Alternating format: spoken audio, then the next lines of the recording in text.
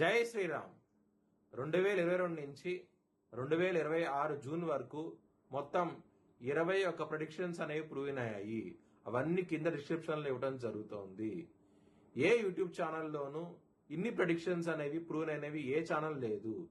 మీరు కనుక నన్ను సంప్రదిస్తే కనుక మీ date of birth, time, place of birth నాకు ఇస్తే కనుక మీ కెరియర్ గురించి, మ్యారేజ్ గురించి, ఫ్యామిలీ గురించి, బిజినెస్ గురించి, హెల్త్ గురించి చెప్పడం జరుగుతుంది. కనుక నన్ను సంప్రదించండి.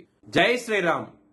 చనిపోయిన వారికి మాసకము, తద్దినము, సంవత్సరికము చేయబడును. మీరు హెచ్ఎల్ఎన్ జ్యోతిష్యాలను సంప్రదిస్తే కనుక మీకు వివరాలు ఇవ్వటం జరుగుతుంది. మీకు లైవ్ వీడియో కాల్లో ఇవన్నీ చూపించడం జరుగుతుంది.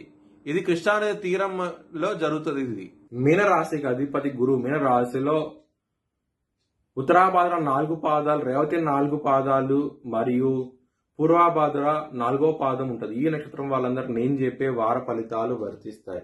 ఈ వారంలో మీనరాశి వారికి గురువు యోగిస్తున్నారు, 6వ స్థానంలో కేతువు యోగిస్తున్నారు,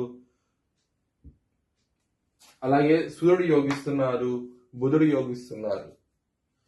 మీనరాశిలో లగ్నంలో శని భగవాన్ ఉన్నారు. ఏలినాటి శని నడుస్తోంది. దాని మూలంగా సమస్యలు అయితే ఉంటాయి. కాబట్టి శివుణ్ణి ఆరాధించండి. శివుడు బోలా శంకరుడు. అలాగే నలనువులు బ్రాహ్మణుడు దానం చేయండి, మంచి ఫలితాలు ఉంటాయి. ఆదివారం రోజు ముఖ్యమైన పనులు స్టార్ట్ చేస్తే ఖచ్చితంగా విజయం సాధిస్తారు. మంగళవారం, బుధవారం, శుక్రవారాల రోజుల్లో మాత్రం ముఖ్యమైన పనులు స్టార్ట్ చేయకండి. ధన నష్టము, శత్రువులు పెరిగే అవకాశం అయితే ఉంటుంది. 12వ స్థానం రాహు ఉన్నప్పుడు ఖర్చులు విపరీతంగా ఉంటాయి. చాలా జాగ్రత్తగా అవుతాయి. కుటుంబ పరంగా సమస్యలు అయితే ఉంటాయి. ఈ వారంలో చాలా జాగ్రత్తగా అయితే ఉండండి. ఈ వారం అనేది అంత అనుకూలంగా ఉండదు కుటుంబ పరంగా. లవర్స్ కి మాత్రం చాలా బాగుంటది. పంచమంలో గురువు ఉన్నారు కాబట్టి సానుకూలంగా ఉంటది. మీకు చాలా ఆనందంగా అయితే ఉంటారు. శత్రువులు అనేవాళ్ళు 6వ స్థానంలోకి సూర్యుడు సింహరాశిలోకి రావటం మూలంగా శత్రువులు నశిస్తారు. కోర్టు కేసు విషయాల్లో పాజిటివ్ డెవలప్మెంట్స్ వచ్చే అవకాశం ఉంటుంది. 17 ఆగస్టు నుంచి చాలా బాగుంటుంది మీకు. బిజినెస్ పరంగా బ్యాడ్ టైం నడుస్తోంది, పెట్టుబడి ఎక్కువ పెట్టకండి. మ్యారేజ్ పరంగా బ్యాడ్ టైం నడుస్తోంది, చాలా జాగ్రత్తగా అవుతే ఉండండి. ఎందుకంటే సప్తమంలో శుక్రుడు నీచంలో ఉన్నారు. కన్యా రాశిలో శుక్రుడు నీచంలో ఉంటాడు. కుజుడు యొక్క 4వ దృష్టి శుక్రుడి మీద, అలాగే శని యొక్క 7వ దృష్టి శుక్రుడి మీద. సప్తమాధిపతి శత్రు రాశిలో ఉన్నారు. బుధుడు కర్కాట రాశిలో ఉన్నాడు. కర్కాట రాశి అధిపతి చంద్రుడు. చంద్రుడు బుధుడికి అస్సలు పడదు. దీని మూలంగా కూడా ఇబ్బందులు అవుతే ఉంటాయి. మ్యారేజ్ పరంగా చాలా చాలా ఇబ్బందులు అవుతే ఉంటాయి.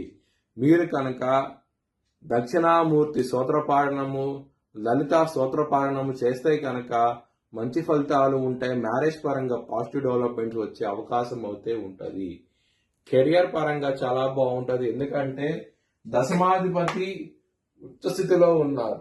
గురువు కర్కాట రాశిలో చాలా బలంగా ఉంటారు. ఎగ్జాల్టెడ్ పొజిషన్ లో ఉంటారు, అంటే ఉచ్చస్థితిలో ఉంటారు. దాని మూలంగా మంచి ఫలితాలు ఉంటాయి. వృత్తిపరంగా పాజిటివ్ డెవలప్మెంట్స్ వచ్చే అవకాశం అయితే ఉంటుంది. వృత్తిపరంగా మాత్రం మీ భవిష్యత్ వివరాల కోసమై హెచ్ఎల్ఎన్ జ్యోతిష్యాలను సంప్రదించండి.